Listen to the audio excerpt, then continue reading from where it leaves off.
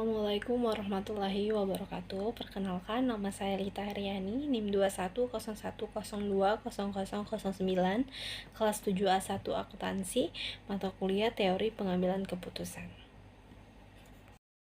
Di sini saya akan menjawab beberapa soal yang diberikan dari Bapak Ronald Afrianto sebagai tugas ujian akhir semester untuk menjawab yang berkaitan dengan proposal penelitian saya. Jelaskan bagaimana Anda akan mengidentifikasi masalah pada proposal penelitian. Mengidentifikasi masalah dalam proposal penelitian adalah langkah awal yang penting untuk memastikan penelitian yang diajukan memiliki fokus yang jelas. Yang pertama, saya memeriksa tujuan penelitian yang diajukan. Masalah penelitian harus relevan dengan tujuan yang ingin dicapai. Nah, tujuan dari penelitian proposal penelitian saya yaitu ingin mengetahui faktor-faktor yang mempengaruhi minat mahasiswa akuntansi berkarir akuntan publik. Yang kedua yaitu analisis latar belakang. Latar belakang dalam proposal biasanya berisi gambaran tentang kondisi saat ini terkait topik yang diteliti. Nah, latar belakang penelitian yang di proposal saya ini yaitu penelitian terdahulu yang mengatakan bahwa tingkat akuntan publik ini lebih rendah dibandingkan dengan jumlah mahasiswa akuntansi di Indonesia. Yang ketiga, tinjau literatur terkait. Melakukan tinjauan literatur dapat membantu mengidentifikasi masalah yang relevan dan penting dalam konteks penelitian yang sudah ada, yaitu meninjau kembali penelitian terdahulu yang terkait dengan masalah yang akan diteliti pada objek di Universitas Bina Insan. Polisi kejelasan masalah penelitian harus spesifik, jelas, dan dapat dijawab melalui penelitian.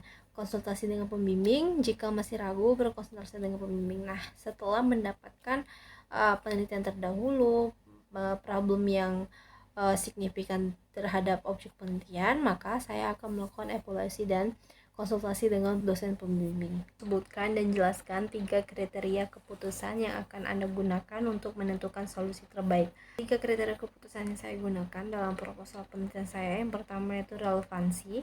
Kriteria ini mengacu pada sejauh mana suatu elemen atau variabel relevan dengan tujuan penelitian.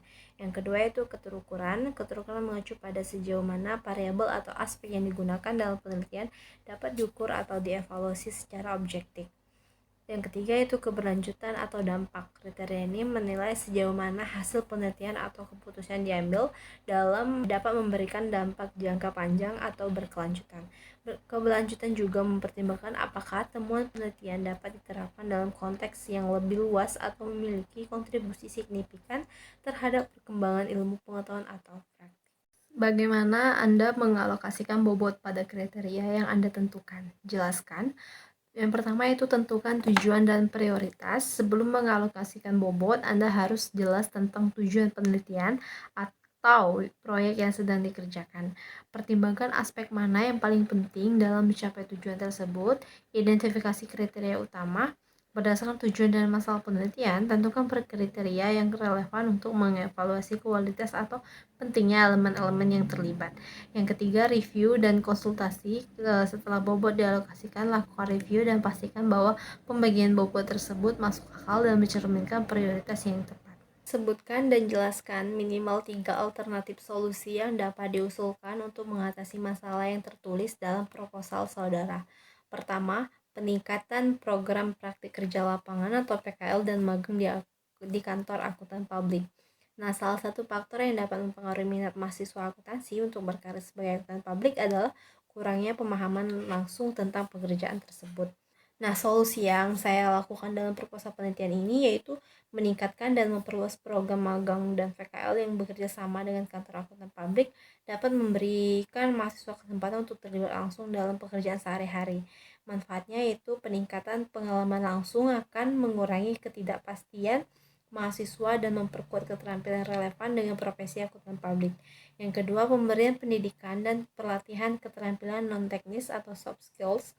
Penjelasannya yaitu selain keterampilan teknis di bidang akuntansi, profesi akuntansi publik juga menuntut keterampilan non-teknis yang kuat, seperti kemampuan komunikasi, manajemen waktu, dan keterampilan dalam bekerja. Banyak mahasiswa mungkin belum menganggap penting pengembangan soft skills ini.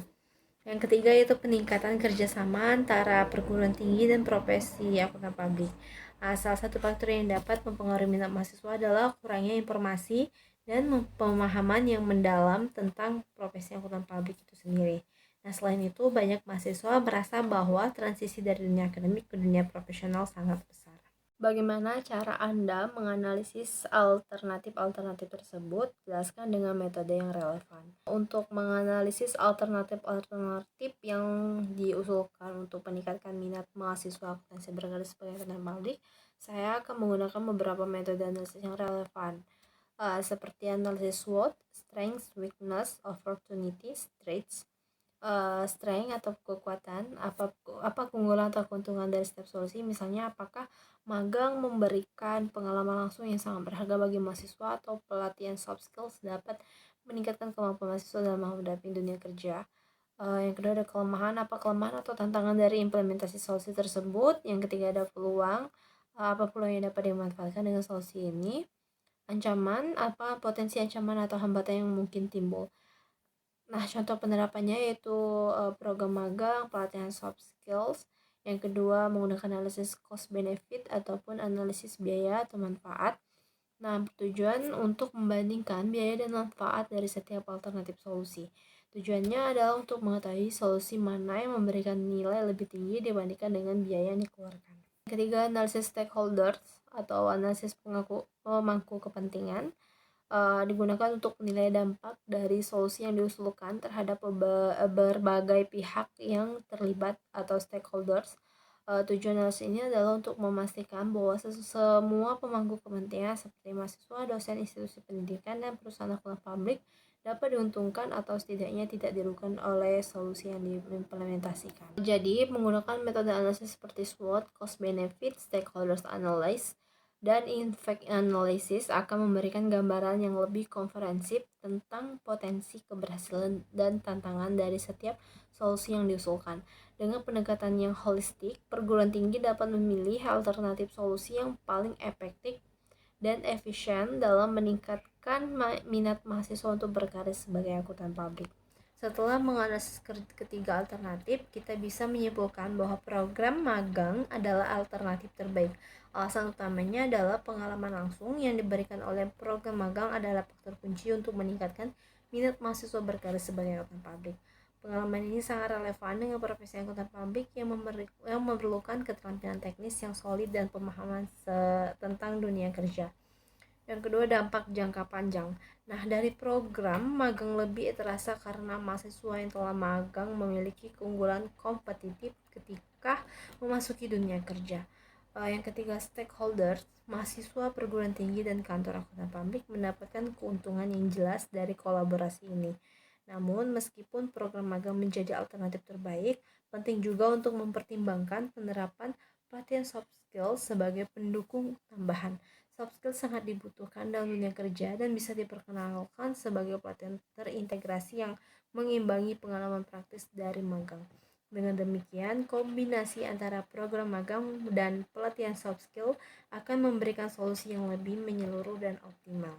Jelaskan rencana penerapan alternatif yang telah dipilih. Penerapan program magang akan memberikan manfaat jangka panjang bagi mahasiswa akuntansi yang ingin berkarir sebagai akuntan publik dengan melibatkan pihak-pihak terkait seperti perguruan tinggi, kantor akuntan publik, dan mahasiswa itu sendiri.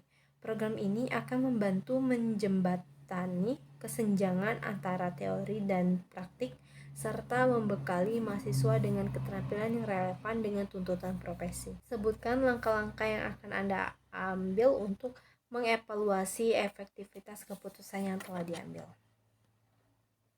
Yang pertama yaitu penetapan indikator keberhasilan atau Key Performance Indicator. Yang kedua, survei kepuasan mahasiswa. Yang ketiga, evaluasi kinerja oleh pembimbing. Pengukuran dampak pada kesiapan kerja mahasiswa, penilaian relevansi dan kualitas program magang, umpan balik dari kantor akuntan publik, laporan hasil evaluasi kepada stakeholders.